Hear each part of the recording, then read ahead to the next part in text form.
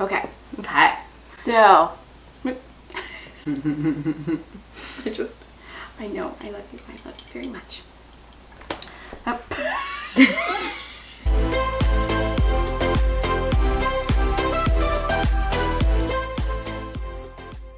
Alright, you guys, welcome back to my channel. It is The Organized Soprano, and this is Bailey and Dana Varga. Say hi to Dana, and Bailey's just taking over. She's just taking over this whole video.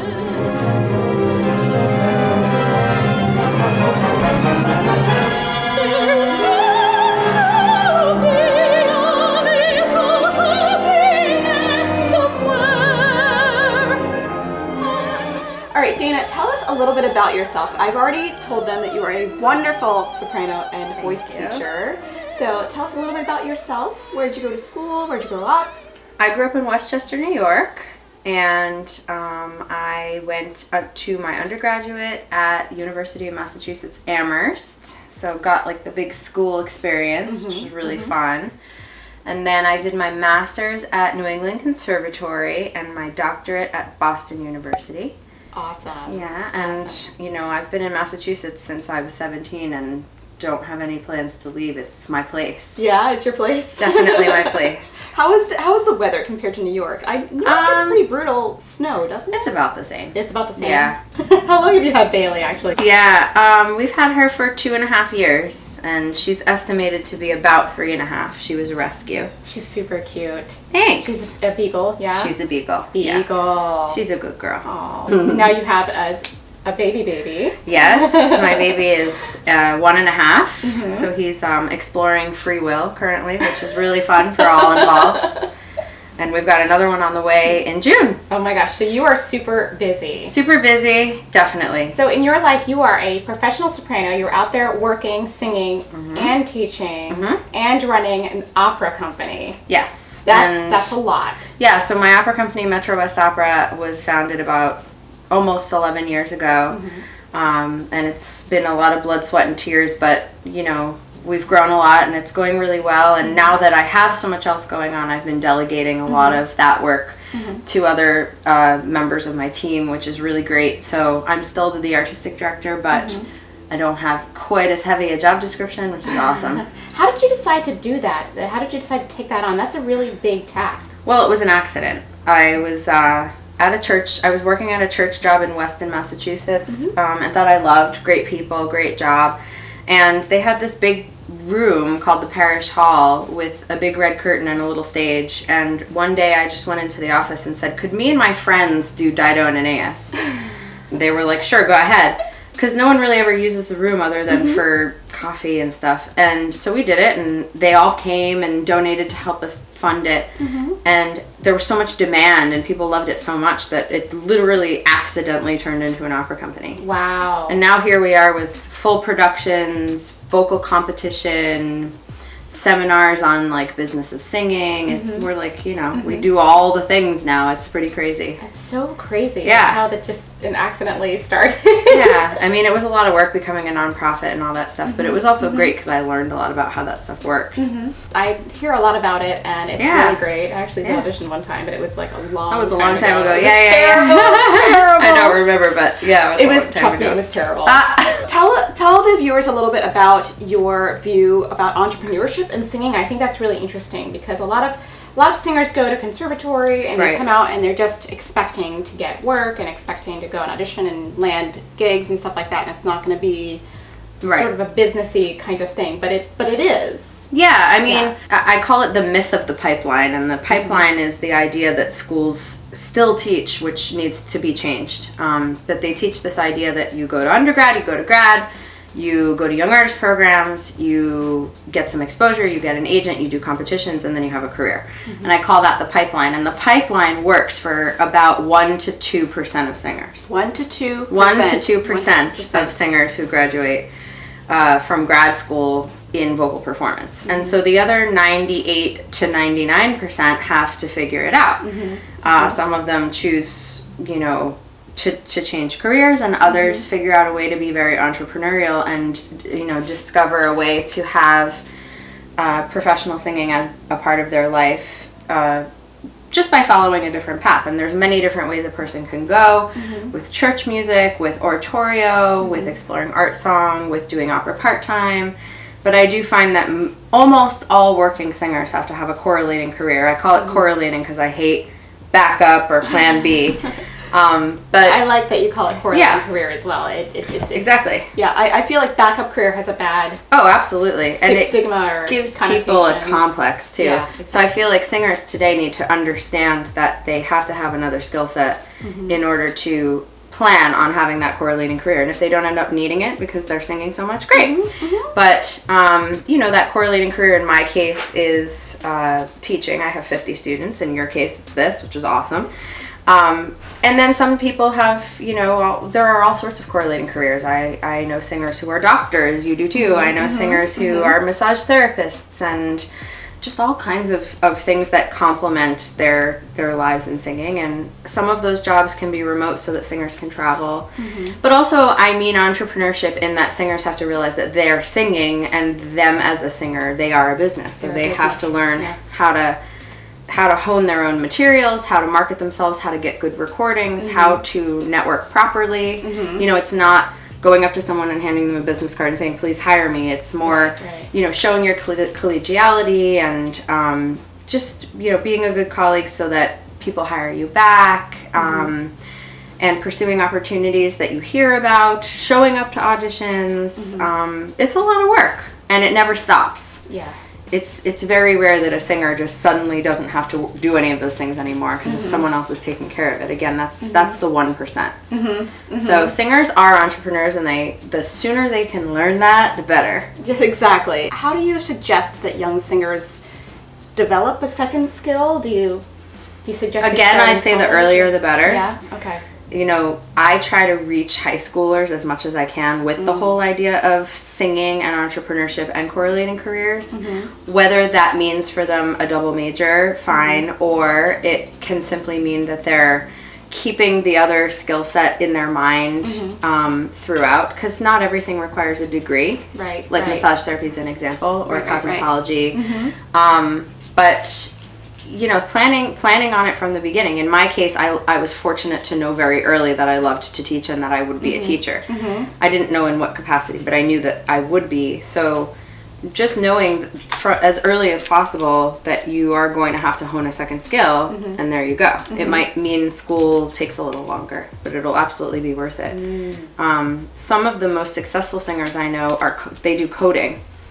And they can literally just sit at an audition waiting for their time and code and be paid remotely and travel wherever. Coding is a great skill. If you can get that going, and it's very lucrative, actually. Very lucrative, yeah. I mean, there's a lot of examples of things like that. But and for people who don't sort of plan on this early enough, then it's a little harder, but it's never too late to pick up a correlating career. You just have to figure out what your other passions are and how you can realistically become certified or skilled enough to make money doing it. And there's always a way, always. How did you choose singing? I'm just curious. Did you just fall into it as a child? Did you start on another instrument? I started as a cellist. Okay. Yeah, my dad was a professional bassist. Now he's a professional bass maker. And cello maker. And so I grew up around mostly jazz music, which I love jazz, but I'm not really cool enough for jazz. So I know I'm not cool enough for jazz either. I tried, and I'm not cool enough. You have to be. There's a certain level of coolness. Yeah, totally. There's a definite cool factor required, like our friend Sarah. Yeah. Sarah is very cool. She's very cool. You've seen Sarah on the channel before. Yeah, she's a jazz musician. She's cool. Exactly. Yes, we're not cool enough. So I grew up with jazz, and I was a cellist. And then in 8th grade, my choir director, David Becker, told me to audition for a solo, and when I did, he said, wow, you need to take voice lessons. And I was like, okay. Wow. So I took voice lessons, and that was that. My first teacher tried to get me into musical theater. It wasn't a good fit. Then eventually she recommended me to go see a classical teacher, and the rest is literally history. That's awesome. You just fell in love with it. Yeah. And if I hadn't been a singer, I would have been a therapist. Really? But being a voice teacher is basically the same. It is the same thing. It's the same thing. I have personally cried in a voice lesson with things. Everybody has. Yes. And what is it about the voice lesson that makes people cry all the time? I don't understand. Your voice is your instrument. Your instrument's your body. It's very vulnerable. It's very Very vulnerable. A lot of psychology involved in teaching voice. I was a psych minor, which was a good idea. Were you really? That is a very good idea. It was smart. Yeah. Well, anything else you want to tell the view? You have a blog. I do have a blog. Awesome. Yes, absolutely. I write articles there, and I talk about my career coaching services and all that type of stuff. It is at www.theempoweredmusician.com. I love that title. That's the Thank best you. title. That's the best title. You are, in my opinion, I feel like you are doing it all. You're a mother, you're a dog mom. A dog mom. You're a performer, you're a teacher, you're doing it all. I think it's amazing. But you've got an issue downstairs? I have a huge issue downstairs because given the lifestyle that I have, this poor closet, it's big. And it's just whenever there's stuff, we just literally throw it into this closet and never look back. And you'll see. It's a nightmare. It's the catch-all closet. Oh, it's terrible. Everybody has one space like that where they just don't know what to do with things and they just throw them into. It's been we moved in approximately 3 years ago. So it's been 3 years of just shoving it in and never looking back. So, help. We're going to take a look at it and see what we can do. Okay. All right, let's do it. All right, awesome. All right, what do we have here? Ugh. Not sure you even want to know. So tell me what's going on in here. Well, on the left are my performance gowns and purses and apparently a couple of baby snowsuits. Then miscellany at the top. Okay. And then in the center is mostly things since we've had a child that have been shoved haphazardly in. Like gifts and stuff? Gifts and buckets of baby clothing, strollers, etc. Then on the right side are my husband's coats and more miscellany, and then a bunch of Amazon boxes full of God knows what at the top. And I think our luggage is somewhere at the bottom right. I see luggage here. Yeah. And I see luggage there and there. Yeah. And some bags and hangers. Bags and hangers and purses. Okay. Oh, and an ironing board. Oh, no, sorry, not an ironing board, an iron. Yes. And what's that beside it? Just about anything you could think of. That is a space heater. Okay. Fab. All right. And some I feel like and there's some a lot of places space in there, actually. I feel like there's isn't being used right. Yeah, I noticed we also have some water. Yes, that's because this closet is our fallout shelter for if we It's in case the big one comes. Yeah, I really don't think we would survive, but it's better than nothing. Well, in emergency, you're going to need a vacuum cleaner and some gowns. Obviously. Definitely. And water and a roasting pan, obviously. We should be all set. Yes. And a coffee maker also. You know what? This is totally necessary. Agreed. Yes. All right. Well, I think that we should get started by taking some stuff out.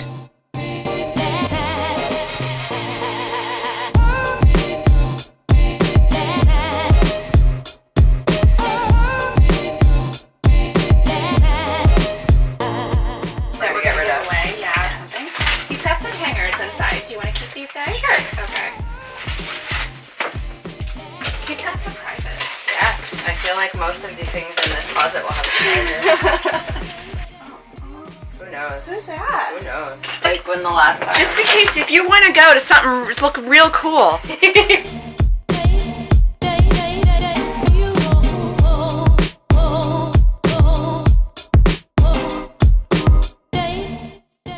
Sounds like your husband is kind of like a just-in-caser. Oh, big time. So I can tell you right now that just in case hardly ever happens with this. That's baby stuff that needs to be redistributed into correct baby bins, which are in there. Okay.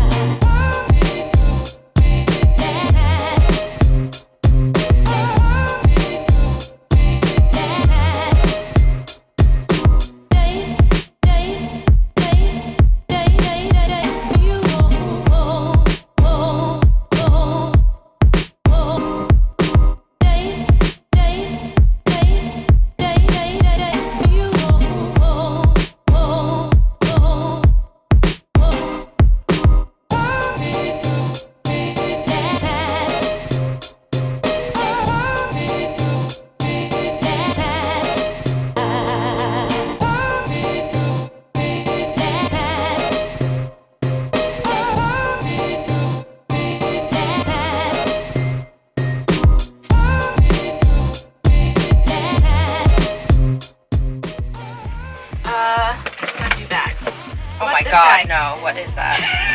I remember carrying that around. I carried this around in Vegas. It's a little bit 90s. It's terrible. I love it. Pretend you never saw it. Oh my goodness. Yes. Donate. All right. Well, you're not going to wear this? You don't think they're going to Why not? this style for you? Okay, we'll put that in the temporary. Oh, it's a strap for somebody. Don't know what any of that is. Put him in that pile, right? Yep. Oh, it's Ann Taylor. Yeah, I know the red belt was like really cool at one point. It was. Yeah. We got the skinny belt. We got opposites. No. I don't actually remember the last time I really wore like a lot of belts. I used to wear belts a lot in the early 2000s. That one I like. This good. This good. It's stretchy. Okay. And comfortable. I have only a few left. And I like that other stretchy one. You like this guy? Okay. Why did they get down here? What happened to them? I just started wearing flowier things. Okay. That's donate. This guy's donate? Yeah. All right. I got a whole pile here. That is from like Paris for my mom, so I can't throw it out, even though I probably will never wear it. Sorry, Mom. Oh, wait. Oh, it was from your mom? Yeah. But you'll never wear it? No. But you're going to keep it? I don't know.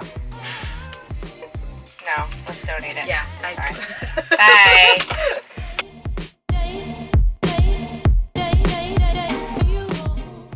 Oh, was this like a costume thing? Yeah, that was. That's fun, right? That is so you put fun. the tights in there.